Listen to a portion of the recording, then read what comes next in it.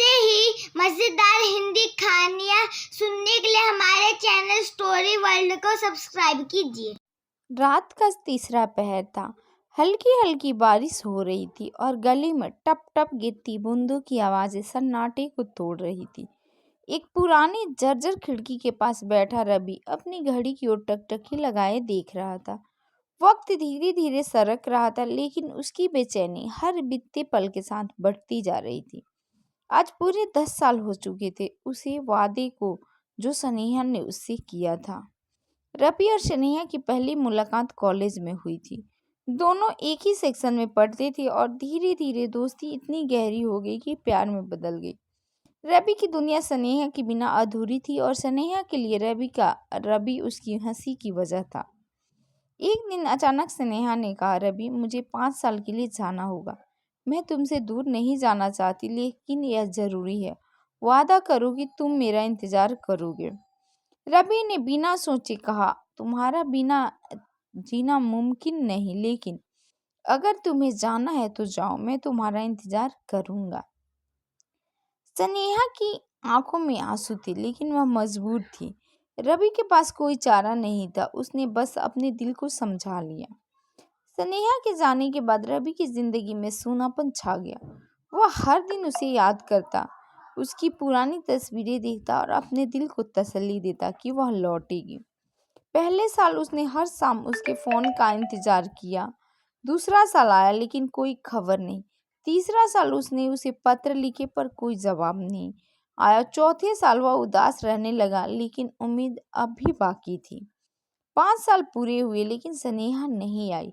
न कोई पत्र, न फोन कॉल, न कोई संदेशा। रवि टूटने लगा था, लेकिन उसने सोचा कि शायद कोई मजबूरी रही होगी। आज 10 साल बीत चुके थे। रवि अब भी उसी जगह खड़ा था जहां उसने वादा किया था कि वह इंतजार करेगा, लेकिन क्या इंतजार की भी कोई सीमा नहीं होती। बारिश तेज हो चुकी थी। रवि की आंखें सड़क पर जमी थी, जहां हर गुजरते चेहरे में वह स्नेहा को ढूंढने की कोशिश कर रहा था। उसकी हालत देखकर चाय वाला रमेश बोला, भाई अब तो छोड़ दे, इंतजार की भी एक हद होती है। रवि मुस्कुराया, लेकिन उसके अंदर एक तूफान था। एक एक तूफान। तभी अचानक गली के कोने से एक जाना पहचाना चेहरा नजर आया। भीगी साड़ी में खड़ी कांपती हुई एक औरत उसे टकटकी लगाए देख रही थी।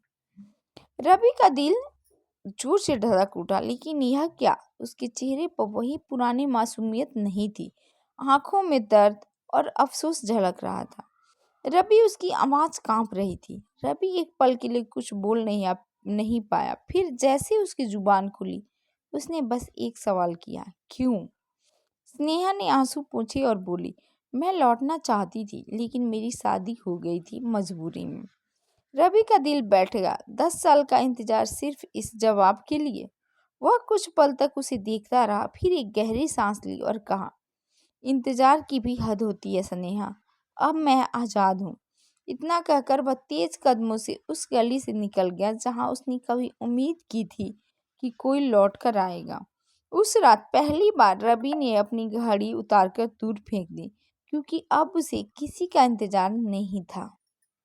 ऐसे ही मजेदार हिंदी कहानियाँ सुनने के लिए हमारे चैनल स्टोरी वर्ल्ड को सब्सक्राइब कीजिए।